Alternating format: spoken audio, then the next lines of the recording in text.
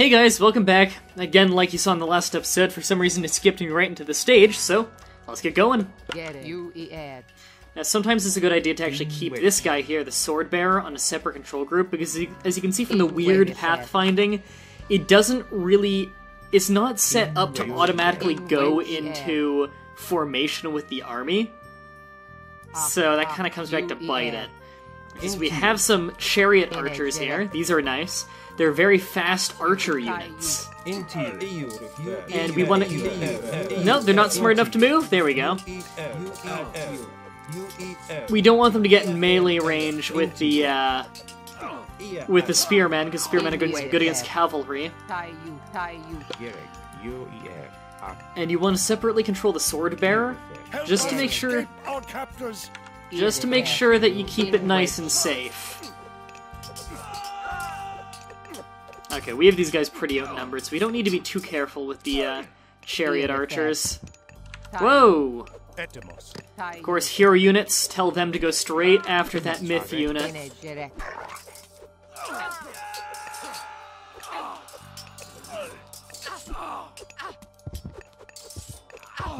Said worshippers. Interestingly enough, they're not red like they are in most stages. Please guide us safely home, and we will offer you what help we can. Oh, apparently their home is very, very close.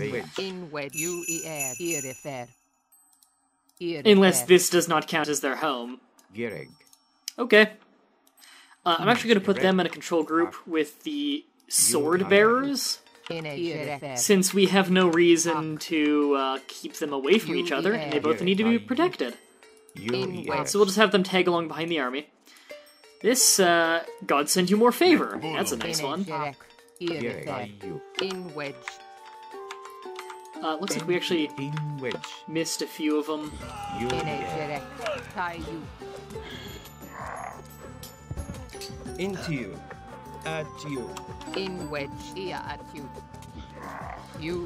These mummies aren't very powerful once you have enough hero units.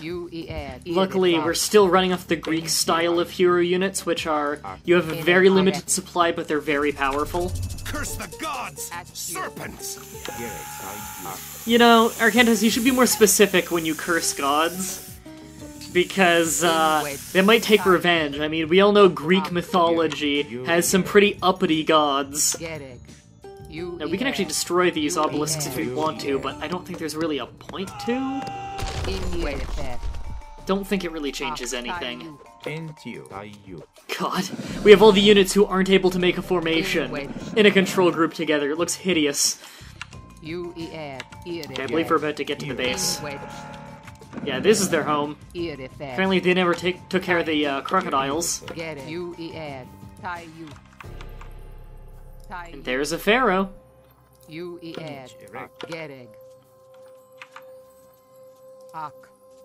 Any second now. Any... Our men have returned. Thank you, strangers. Kemsit forced us from our home, the sacred city of the Guardian. We will join you to defeat him. Alright. Okay, so we're given the city now. So we need to start divvying out... Bring the sword to the sleeping Guardian before his army reaches it. And these guys looks like they were already on wood. I wish they would have remembered what they were on. That would be nice. And let's all put all these people on that. Okay. We'll get started on laborers, and we'll have our pharaoh bless the town center so that you're making laborers faster. To the city. Only the neighboring villages stand in his way. Now, how far can Chiron see? Because I think he might be a good scout. Oh yes, he's a great scout. I just want to look around a little bit. An obelisk might be decent right there for vision. Kemsit's army has reached the first village. So we need to be able to take this out before Kemsit's army wipes out all the way through there.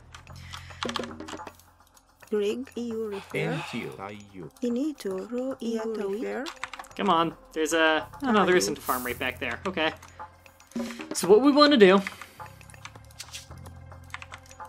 is... And we can get priests already. Not bad. let's actually get 3 of them.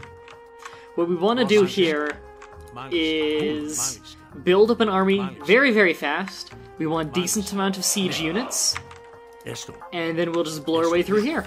We can invoke rain from Ra. Yes, we can invoke rain from Ra. However, I don't know if now's the best idea because we don't have all of these farms filled yet. In fact, we're going to stop on labor production just for a minute while we build up the food we need. And we'll drop that off. Set is using one of his god powers right now. Set's main god power is vision. He'll temporarily see any area he wants for about 20 seconds. He's probably using that on our base. It's a nice ability, but not really a game changer. And now that we have a few of you, and we are worshipping Ra, I'll put that up there, and you come back, and he will go up there. We almost have enough food to get out of our camp. Now, I believe we actually have an advantage coming from up here. I believe there are less defenses or something along there. And after you're done building that, you can come back.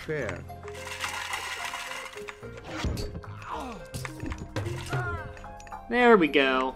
There's land right there. We can make landfall that way. However, I would prefer to go by land.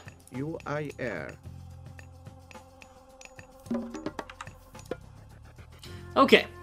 We're picking our classical age minor god.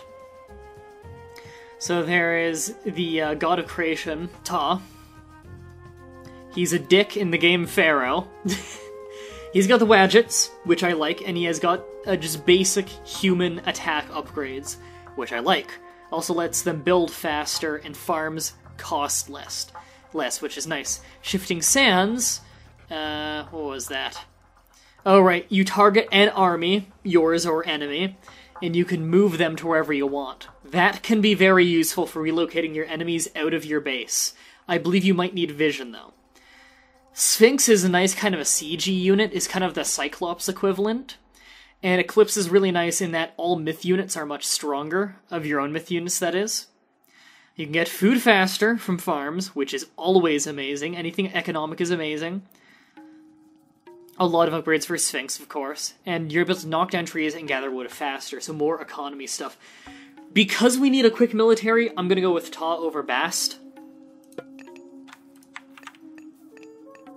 And we already have our first monument. The monument to villagers. So we are getting favor, but very slowly. Much slower than I would like, in fact. Why are you moving? We can also get mercenaries as Egypt. It's pretty much your panic button unit. Not very useful.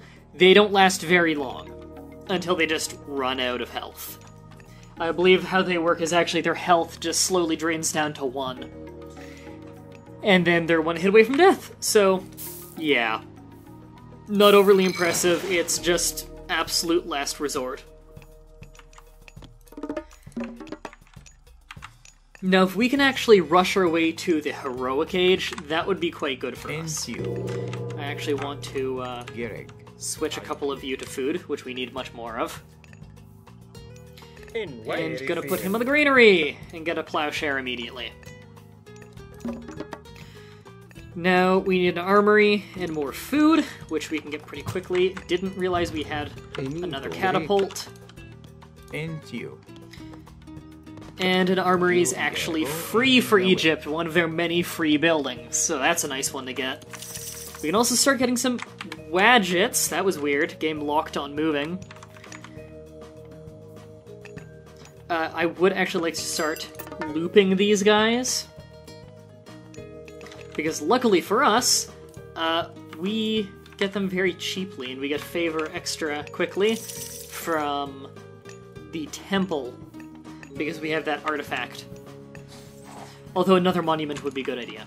And again, Wadgets are something of a weak myth unit archer. But they're still good against humans, so they're still useful. Not good siege damage if memory serves, though. However, they train up pretty quickly, as you can tell. Except for when you hit your pop cap. Or if you run out of a resource you need, say, your monument. Monuments aren't free, unfortunately. In fact, when you're done that, you can work on that and then the tree. And you need to get a few before it's very effective. However, another fairly easy stage is you see Kimset hasn't even reached the second of the 3 cities yet. You don't really need to panic until they've hit the last one. Okay. And now that we have an armory, let's go straight to Heroic, because I don't think you even get attacked in this stage.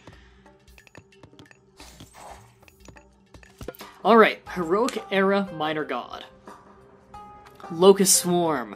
Near enemy farms or fishing ships, and locusts will attack them and actually destroy them. It ranges between really, really good and fairly ineffective, depending on who you're fighting. A really good player won't farm very much in a standard skirmish match. They will, especially a Norse player who has ox carts, they will try and hunt for as long as they can, because it's a much faster way to get food. However, against, say, an Egyptian player who tends to very heavily favor farms, as Egypt players tend to, as they get a lot of upgrades for it, and they can do it from the first stage, Locust Swarm can be very effective against them. Rock is a flying transport unit, very useful. You can fly units over walls that way. And a Bejeweled Crocodile that fires focused sun rays. Kind of an upgraded Wadjet. You also have increased lifespan for mercenaries. That's pretty pointless, honestly. Upgrade to the range, and improves building hit points and lowers costs. It's not a huge upgrade, but it is nice. Over here we have Scarabs, which are very nice siege units, which we like. And also, I like this one, Citadel. Transform a city center into a mighty defensive citadel, as it calls it. It basically makes it a combination of a fortress and a town center, making it very hard to siege. Bone Bows upgrade the strength of chariot archers. Extra catapult damage, which is huge. Slings of the Sun. Your slingers do extra damage to infantry, always nice. All around, she helps a lot with siege, and that's why we're going with her, because we just need to siege the city. While we're at it, we also want to get copper shields, so we're our human units are more resistant against arrows or any kind of ranged attack of the sort. Nice scouting force. Yeah, he didn't last long. Enito, are you refer?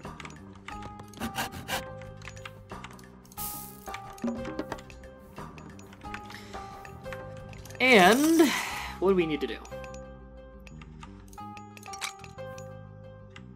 We're very good on resources, actually. The only thing we could use more of is, I guess we could use more farms. We don't even really need to, though, in a stage like this. What we could do instead is actually build a few more fishing ships to get food, because we don't need to worry about wood very much. We have plenty of wood. So we're actually going to use the Citadel right away, just in case something were to arise. This is the only city center we're going to have in this stage anyway. Just getting a bit more fishing ready. And we're actually going to switch to making Scarabs now, rather than Wadgets, because we want the siege damage. We'll need a strong force to escort the sword bearers to the Guardian. Only 25 gold for a siege workshop. Not bad.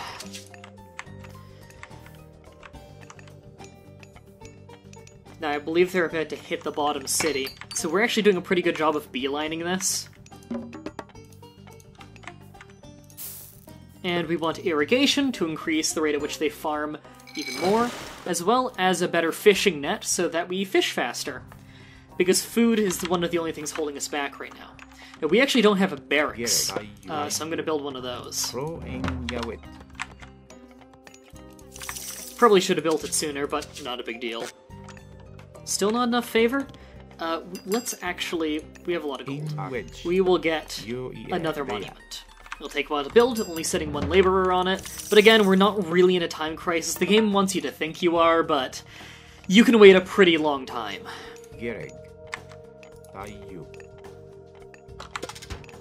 Come on. Almost done. Alright. We actually want to increase catapult damage first. But while we're waiting to get the favor for that, might as well make some siege towers. We can actually attack in the heroic age very successfully, and I think that's what we're going to do. We're almost done that. We're actually very good on gold. I'm going to have them build that monument a little bit faster. I like how it doesn't have a special sound effect for when they build the siege tower. It's just a very generic human unit building sound. And we'll build another monument right after to help with favor rates again. And as you can see in the bottom left, we're actually getting favor at a decent speed now. The Greek can get their favor going a lot faster than Egypt. Egypt has the worst startup time for favor, but because it's so incredibly hands-off and not that expensive, once you've got your monuments running and you have them in a well-defended place, you're in a pretty good spot. Okay, it's actually time that we start doing some damage. Let's actually stop on building that, and let's work a little bit more on upgrades. I want to increase my siege weapons' movement speed, because that's slowing down the whole army right now. And I will grab that extra scarab, because scarabs are important. This army's probably going to be good enough, but if not, I'm still building units to reinforce. In fact, we're going to get some slingers going. This is a lot of enemies here. Make sure all the hero units are on them. Oh man. It's mostly just an army of Set's animals. That's the thing that Set can build, are animals. A hero has fallen. They have minions. That's an ability mummies have. They can, when they kill enemies, they can make minions. It's good for taking out your back units. A hero has fallen. We'll win this fight, though. In fact, this is pretty hands-off. I'm actually going to invoke my power now over on my farms, so that they get food faster.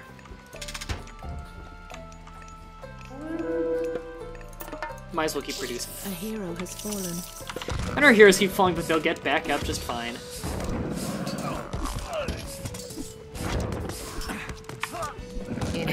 Unfortunately, most of our hero units are actually kind of far away from the mid units. Well, we just slowed down their favor. A hero has fallen.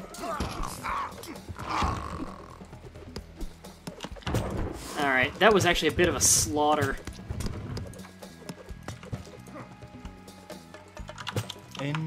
However, we've now got reinforcements moving in the form of some slingers. It actually wouldn't hurt to get a second one, now that our resource rate is as good as it is. I would actually like to get a few barracks.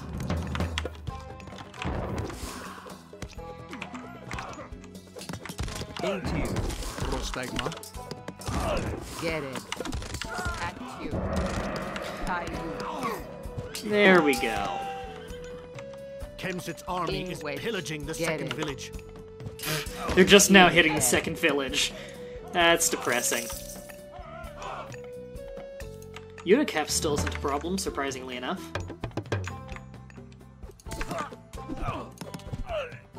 It'd be nice if my units focused on those guys who've been attacking them forever.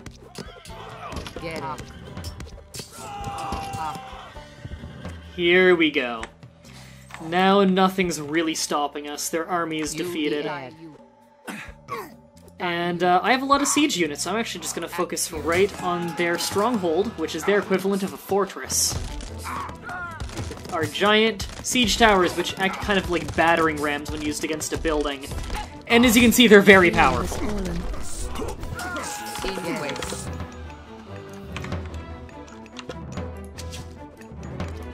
we can actually mass-produce slingers each one of these places now. Once we get the resources for it, of course.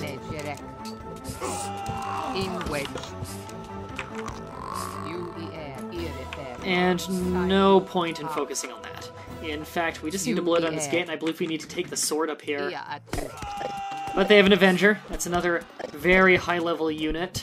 I believe, if memory serves, that's either a God Power unit or a Mythic Age unit. I don't remember exactly. Oh no, the Myth one I was thinking of was the Son of Ra. Or sorry, the God Power one. You get them both with the same god, though. It's a Mythic Age god that I believe you might have to be Ra to get. Memory does not serve on the name of the person. Or the god, rather. Wrong button there. I meant to check the objective. That's the character sheet. That's the... Which one? There we go. Bring the sword bearer to the Guardian before Kemsit's army reaches it. Okay. So we're actually going to send these guys in as well. And Chiron, do you see any enemies up here? Or do I have a fairly good blockade? Protect the sword bearers. Yeah, they'll be fine. Oh, never mind. Send in the hero units on that. Or has Chiron got it? Oh, Chiron's got it. Well, Swordbearer hasn't taken a hit yet. Kensit's army has entered the third Yeah! Get it. Alright, we have the Guardian now, so we can destroy Kemsit's army. Now, it doesn't matter how many villages he destroys, by the way. It's not like there's any penalty to us. With the Guardian, you basically can't lose. He hits 2,000 damage on every attack. The only way you could lose is if you were to tell your Guardian to run all the way back up here and just sit there and let him destroy your base. You can't actually lose this fight. The Guardian is too strong. In fact, you can send the Guardian in and he'll solo the whole enemy army. So that's why I just told it to A move. So we basically won this stage, the rest is just a waiting game. In fact, it might even be faster if I send in only the Guardian. You know what? Siege towers, go away. Oops. Here we go. If you hold control and click on one of the groups of units in your control group, you can exile them from the control group. And they have a lot of Avengers.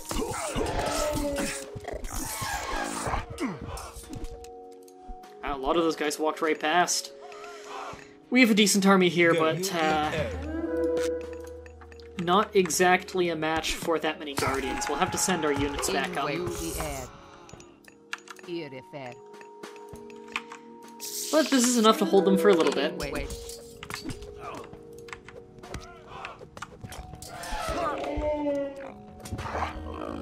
Weird that they would run past like that. I think they might all actually just be meeting up. Oh no, they're not meeting up here, weirdly enough. I don't know where they're going then. Don't attack the wall. Again, the game has really weird priorities on A move. Did a unit get stuck up there? Do I have to kill that? Here we go. Yeah, you can kill all these. Unfortunately, the Guardian doesn't see very far. There we go. Just need to kill most of them. I'm happy it didn't make me kill all of them. Oh, no. Oh. Tug of War. This is kind of a running joke between myself and Snappish Hippo. Tug of War is the lamest stage in any RTS game's campaign that we've ever played. Tug of War sucks. On the next episode, see a really terrible stage. Until next time, have a nice day.